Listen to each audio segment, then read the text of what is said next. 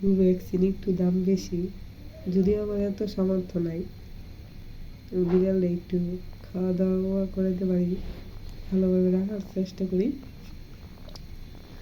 ওষুধও যথেষ্ট কিনছি, কিন্তু যদি ফুল একটা ইঞ্জেকশনের দাম 1000, 1500, 1200 না হয়তো একটু কম হইতো, তাহলে আমার মতো গরিব মানুষের লেগে সহজ হইতো। আমি বুঝতেছি এতদিন পালার পরে যখন বাচ্চাগুলো আমার থেকে দূরে যাইতেছে, কত কষ্ট হইতেছে, ভাষায় প্রকাশ করার মতো না। মশা দলে আমি কয়েল পর্যন্ত ধরাই দিছি, মশারির মধ্যে রাখছি, কিন্তু একটা সবটি অসুস্থ হয়ে গেছে।